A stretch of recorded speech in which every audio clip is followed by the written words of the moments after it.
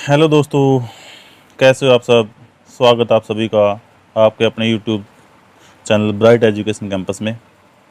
तो दोस्तों, पिछली क्लास में हमने आरबीसी को कंप्लीट किया था।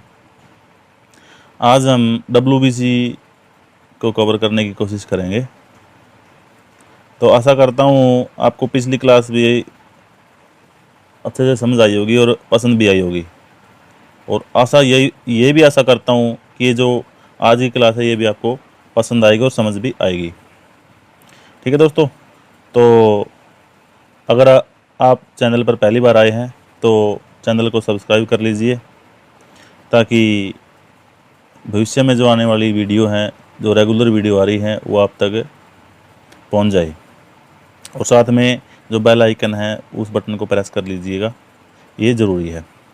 ठीक है, तो ब्राइट एजुकेशन कैंपस में आपका तहे दिल से स्वागत है। आज हम डब्ल्यूबीसी को कवर करेंगे। तो डब्ल्यूबीसी चैप्टर तो वर्ल्ड पढ़ रहे हैं ना, तो डब्ल्यूबीसी को क्या बोलते हैं? White blood cell. White blood cell, white. Hindi में क्या बोलते हैं इसको? श्वेत रक्त कणिका। श्वेत रक्त कणिका, श्वेत रक्त कोशिका, श्वेत रक्त कोशिका। ठीक है, लाल रक्त कणिका होती है, ये तो कोशिका होती है। श्वेत रक्त कोशिका। ठीक है, तो ये क्या है? जनरल सा क्वेश्चन है और एग्जाम में बहुत बार पूछा जाता है कि जो ये डब्ल्यूबीसी है ये क्या है? ये है शरीर का सैनिक। आपने ये क्वेश्चन कई बार एग्जाम में देखा होगा। शरीर का सैनिक किसे कहा जाता है? शरीर का सैनिक या शरीर का अंगरक्षक, ये इसके उपनाम है। शरीर का अंगरक्षक।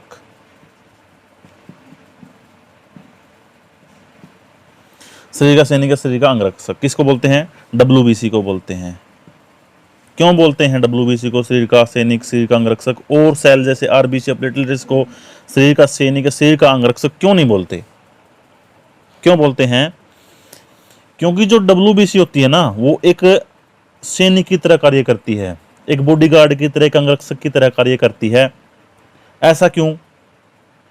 क्योंकि यह जो हमारे शरीर को जो भी डिजीज हैं, जो भी बीमारियां हैं, जो बीमारियां हमारे शरीर के अंतर्गत अंदर आती हैं, उनके प्रति हमें इम्यूनिटी प्रदान करती है। हमें क्या करती है? इम्यूनिटी प्रदान करती है। हमें इम्यूनिटी प्रदान करती है।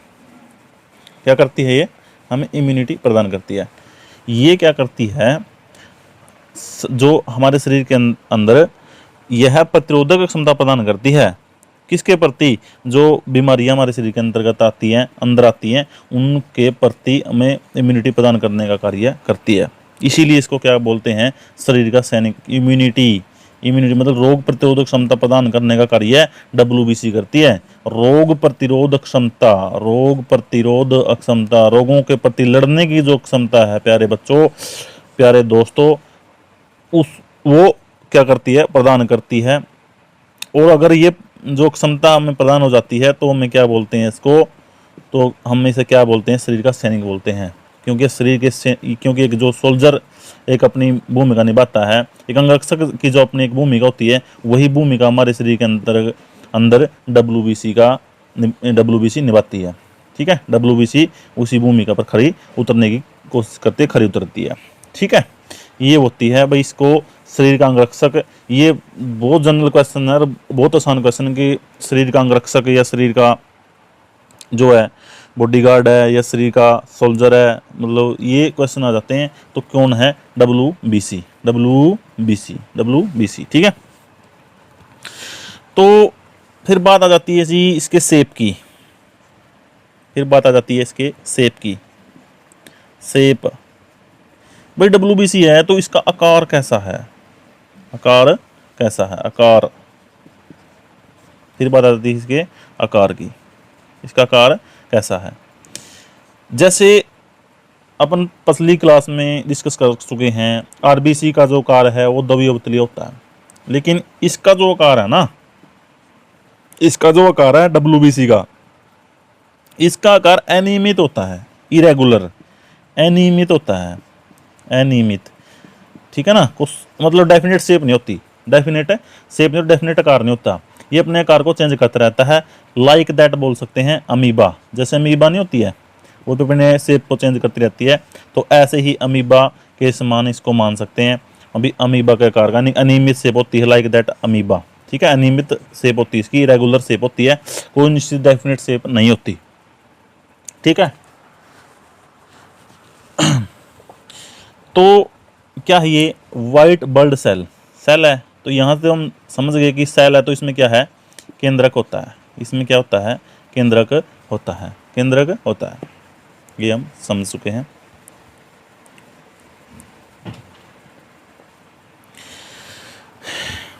फिर बात आती है इसके जीवन काल की, फिर बात आती है इसके जीवन काल की,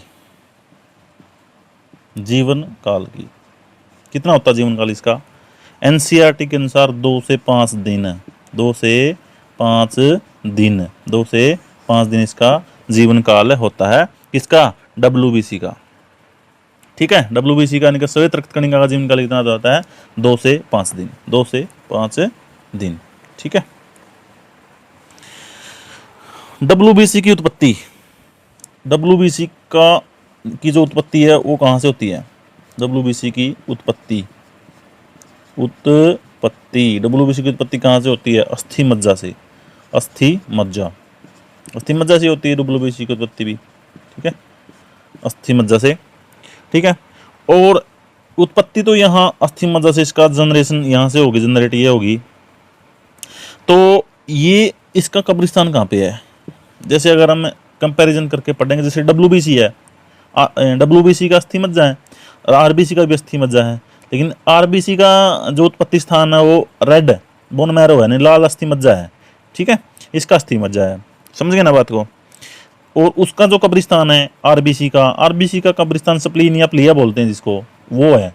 और तो डब्ल्यूबीसी का कब्रिस्तान क्या है, डब्ल्यूबीसी का कब्रिस्तान क्या है, डब्ल्यूबीसी का जो कब्रिस्तान है वो है लीवर, वो है लीवर, यकृत जिसको हम बोलते हैं, लीवर या यकृत की बात है, एक ही बात है, लीवर या यकृत, डब्ल्यूबीसी का कब्रिस्तान, कब्रिस्तान क्या है, लीवर या यकृत, ठीक है। ये यहाँ तक हम कर चुके हैं, तो आगे चलते हैं।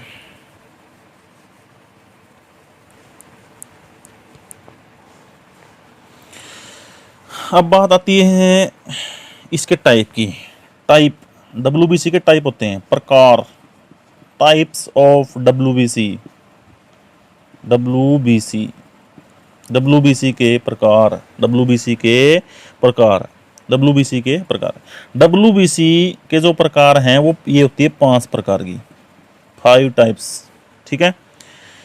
सबसे पहले जो होता है इसका होता है ईओसाइनोफिल, ये जो हमारे ब्लड में है ना, डब्ल्यूबीसी के 5 प्रकार होते हैं, ईओसाइनोफिल हो गया। दूसरा है बेसोफिल, बेसोफिल। तीसरा है न्यूट्रोफिल, न्यूट्रोफिल, ठीक है। चौथा है मोनोसाइट, मोनोसाइट। पांचवा है लिम्फोसाइट। ये 5 प्रकार की डब्ल्यूबीसी होती है जी, ये 5 प्रकार की टाइप्स ऑफ डब्ल्यूबीसी, 5 प्रकार की डब्ल्यूबीसी होती है, ठीक है। ये आप नोट कर सकते हो, ईओसाइनोफिल, बेसोफिल, न्यूट्रोफिल, मोनोसाइट्स और लिम्फोसाइट, ठीक है। ईओसाइनोफिल, बेसोफिल, मतलब जैसे अगर हमें जैसे क्या है LMN, यहाँ से ट्रिक बना सकते हैं, LMN लिम्फोसाइट, मोनोसाइट, न्यूट्रोफिल और बी के बाद E, ठीक है, ये हो गया, क्योंकि ये भी ऐसे ही है ना, लिम्फोसाइट, मोनोसाइट, न्यूट्रोफिल, बेसोफिल, इयोसाइनोफिल, इस तरीके से याद कर सकते हैं। अगर ये इस तरीके से याद नहीं हो ना तो हम यहाँ से ट्रिकी बना सकते हैं इसको। ये 12 नंबर पे है, ये 13 नंबर पे, रीजनिंग के हिसाब से 14 नंबर पे है, तो ये 2 और 5 है, यानी कि लिम्फोसाइट, मोनोसाइट, न्यूट्रोफिल, बेसोफिल, इयोसाइनोफिल। ठीक है, हमें याद होना चाहिए, या इस तरीके से याद हो या इस तरीके से याद हो। ये इसके 5 टाइप हो गए। ठीक है, ये इसके 5 टाइप हो गए। तो अब क्या करते हैं, अब बात करते हैं इनकी संख्या के आधार पर। संख्या के आधार पर, number of the basis, base on the basis of the number, number के आधार पर, संख्या के आधार पर सबसे ज़्यादा जो हमारे वर्ल्ड के अंदर होती है, ठीक है ना, तो वो न्यूट्रोफिल होती है। यानी कि जो WBC है ना, WBC का 60 से 70% पार्ट न्यूट्रोफिल होता है सर। 60 से 70% पार्ट न्यूट्रोफिल होता है। जो WBC होगी, तो WBC का जो 60 से 70% पार्ट है न्यूट्रोफिल होता है। उसके बाद सबसे कम पार्ट होता है इन 500 में से, ये होता है 0.5 से 2%, 0.5 से 2%, ये बेसोफिल होता है। इनके सबसे कम जो WBC में बेसोफिल होती है और सबसे ज़्यादा होती है न्यूट्रोफिल, 60 से 70%।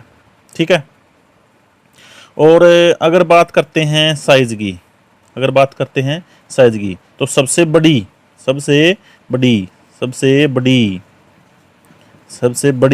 WBC क्या है, मोनोसाइट। सबसे बड़ी WBC भी है और सबसे बड़ी बल्ड सेल भी है, ये ध्यान रखने योग्य बात नहीं। एक बार आप ध्यान से सुन लो, मैं दोबारा से कराता हूँ।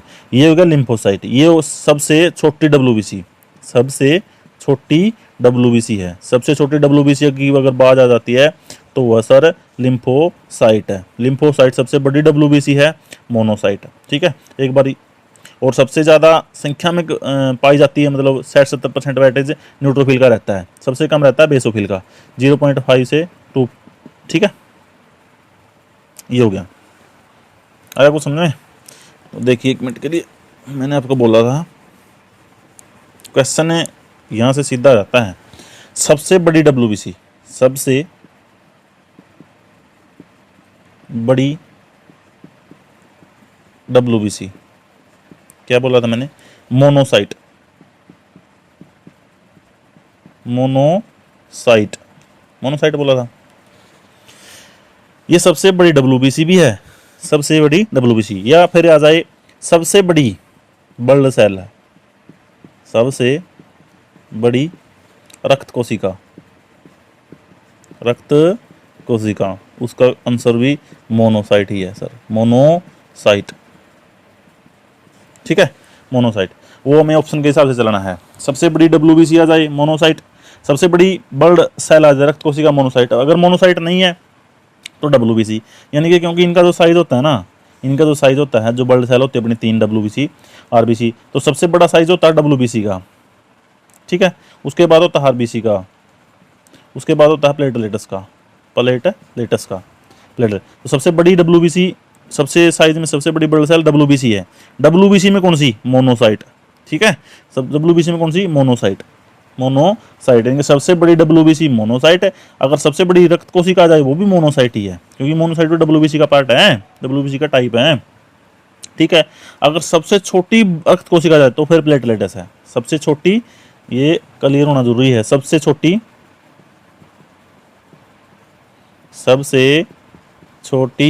रक्त कोशिका क्या है,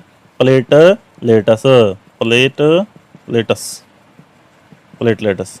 सबसे छोटी रक्त कोशिका प्लेटलेट्स है। सबसे बड़ी रक्त कोशिका WBC आ जाओ या मोनोसाइट है, वो हमें ऑप्शन के हिसाब से चलना है। सबसे बड़ी WBC मोनोसाइट है ही, ये हम समझ चुके हैं। ठीक है, सबसे छोटी अगर WBC की बात आ जाए तो वो है लिम्फोसाइट। सबसे छोटी, देखो सबसे बड़ी WBC क्या था, मोनोसाइट था, मोनोसाइट। और सबसे छोटी अगर WBC की बात आ जाए, सबसे छोटी WBC, तो वो क्या है, लिम्फोसाइट। ठीक है ना, लिम्फोसाइट। ये हो गया, ये होगा सबसे बड़ी WBC, सबसे छोटी WBC। और इंग्लिश के हिसाब से हम इसको ट्रिकी बना सकते हैं। मोनोसाइट हो गया, जैसे मोनोसाइट, और हो गया लिम्फोसाइट। लिम्फोसाइट है। तो रीजनिंग में क्या होता है, L का नंबर 12 होता है और M का 13 होता है। तो 13 बड़ा है ना, जो 13 है वो बड़ा है इससे, और 12 वो छोटा है, यानी कि 12 छोटा है। तो 13 के हिसाब से क्या होगा, सबसे बड़ी WBC मोनोसाइट, सबसे छोटी लिम्फोसाइट। ठीक है, अगर सबसे बड़ी कोशिका की बात आ जाए, रक्त कोशिका WBC, या WBC नहीं है तो मोनोसाइट है। अगर सबसे छोटी रक्त कोशिका की बात आए तो वो प्लेटलेट्स। ये हमें याद करना है, ये क्वेश्चन यहाँ से आ जाते हैं और हम वहाँ कंफ्यूज होकर अब हमारे क्वेश्चन को वहाँ पर गलत कर देते हैं। ठीक है ना। तो ये था सर, ये यहाँ तक का था। इसमें थोड़ा सा और हम डिस्कस कर लेते हैं, बाकी तो नेक्स्ट क्लास में करना होगा। तो जैसे हमें ईओसाइनोफिल, साइनोफिल, बेसोफिल, ठीक है, न्यूट्रोफिल, ठीक है, monocyte, lymphocyte, ईओसाइनोफिल, basophil, neutrophil, monocyte, lymphocyte. ठीक है, तो ये तो 3 होती है ना, 3, ये जो 3 होती है और ये 2 होती हैं। इन तीनों को, ईओसाइनोफिल, बेसोफिल, न्यूट्रोफिल, इनको बोलते हैं ग्रेनुलोसाइट। ग्रेनुलोसाइट या कणिका युक्त। क्यों कहता है, क्योंकि इनमें, इनको बोलते, क्या बोलते हैं इनको, ग्रेनुलोसाइट या कणिका युक्त, कणिका युक्त। क्योंकि इनमें जो केंद्रक की संख्या होती है ना, इनमें एक से ज्यादा केंद्रक होते हैं, एक से ज्यादा केंद्रक होते हैं, एक से ज्यादा केंद्रक होते हैं। तो इसको एक से ज्यादा केंद्रक, इनमें एक से ज्यादा केंद्रक होते हैं, एक से ज्यादा केंद्रक होने के कारण इसको ग्रेनुलोसाइट कणिका युक्त कहते हैं। इनमें जो केंद्रक की संख्या होती है, इनमें एक केंद्रक होता है, सिंपल एक केंद्रक। ठीक है ना। इनमें तो एक से ज्यादा होती है, 2, 3, 4 जो भी है। इसमें सिर्फ एक होता है। मोनोसाइट और लिम्फोसाइट में क्या होता है, सिर्फ एक केंद्रक होता है। इनको एग्रेनुलोसाइट बोलते हैं, एग्रेनुलोसाइट, कणिका युक्त, कणिका युक्त, कणिका युक्त बोलते हैं इसको। ठीक है, कणिका युक्त। ठीक है, हम दोबारा से इसको लिख देते हैं, साफ नहीं रहा, कणिका युक्त, कणिका युक्त। ठीक है, तो ये था। ठीक है, ग्रेनुलोसाइट कौन सी हैं, 3, ईओसाइनोफिल, बेसोफिल, न्यूट्रोफिल। यानी कि इनमें केंद्रक एक नहीं होता, एक से ज्यादा ही होता है, 2 भी हो सका है, 3 भी हो सका है और अनगणित भी हो सका है। मोनोसाइट, लिम्फोसाइट में केंद्रक की संख्या एक मिलेगी आपने, तो इसको लिए कणिका युक्त ग्रेनुलोसाइट बोलते हैं। ठीक है, यहाँ से भी क्वेश्चन आ जाता है और बहुत डीपली है ये। तो जैसे ईओसाइनोफिल है, ईओसाइनोफिल में होते हैं, ईओसाइनोफिल में होते हैं 2 केंद्रक, इसमें होते हैं 2 केंद्रक। ठीक है, 1 मिनट के लिए। जो ईओसाइनोफिल है, ईओसाइनोफिल, एक ईओसाइनोफिल, साइनोफिल, ईओसाइनोफिल, ईओसाइनोफिल में होता है, जो न्यूक्लियस होता है, केंद्रक होता है, वो होता है 2। ठीक है, और बेसोफिल में होता है, बेसोफिल में क्या होता है, 2 भी उसका 3 भी, बेसोफिल 2 या 3 केंद्रक। और जो न्यूट्रोफिल होती है, इसमें होते हैं जी अनगिनत बोल सकते हैं हम। ठीक है ना, अनलिमिटेड, अनलिमिटेड की कोई लिमिटेशन नहीं है, तो अनगिनत केंद्रक होते हैं। तो इसमें क्या था, अनलिमिटेड केंद्रक, अनलिमिटेड, लिमिटेड केंद्रक पाए जाते हैं न्यूट्रोफिल में। न्यूट्रोफिल में अनगिनत केंद्रक होते हैं। यहाँ से क्वेश्चन आता है, यहाँ से क्वेश्चन आता है, इसीलिए क्या बोलते हैं, न्यूट्रोफिल को बहुकेंद्रीय कोशिका कहते हैं। इसीलिए न्यूट्रोफिल को बहुकेंद्रीय कोशिका कहते हैं। अगर बहुकेंद्रीय कोशिका की बात करते हैं, बहुकेंद्रीय, बहुत सारे केंद्रों वाली कोशिका, बहुकेंद्रीय कोशिका कौन सी है, तो वो न्यूट्रोफिल है, क्योंकि इसमें केंद्रक बहुत ज़्यादा होते हैं। बहुकेंद्रीय कोशिका, बहुकेंद्रीय कोशिका किसे कहते हैं, न्यूट्रोफिल को कहते हैं, क्योंकि इसमें बहुत सारे केंद्रक होते हैं।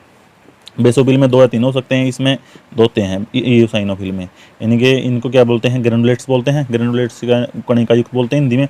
और मोनोसाइट लिम्फोसाइट में केंद्रक होता है जिसको एग्रेनुलोसाइट या कणिका युक्त बोलते हैं। ठीक है, तो न्यूट्रोफिल को बहुकेंद्रीय कोशिका कहते हैं। यहाँ से क्वेश्चन आ जाता है क्योंकि इसमें बहुत सारे केंद्रक होते हैं। ठीक है, बहुकेंद्रीय कोशिका। ठीक है, यानी कि पॉलीन्यूक्लियस सेल जी, हिंदी में अगर इंग्लिश में हम बात करें बहुकेंद्रीय कोशिका तो हिंदी में हो गया पॉलीन्यूक्लियस सेल। न्यूक्लियस एंड बहुत से केंद्रों वाली, बहुत से न्यूक्लियसों वाली सेल, बहु न्यूक्लियस सेल। ठीक है, उसको बोलते हैं न्यूट्रोफिल को। तो आज के लिए इतना ही दोस्तों, धन्यवाद आपका बहुत बहुत। चैनल को सब्सक्राइब करें, लाइक करें, शेयर करें और बेल आइकन को प्रेस करें ताकि आने वाली वीडियो का नोटिफिकेशन आप तक पहुंच जाए। धन्यवाद। जय हिंद, जय भारत दोस्तों।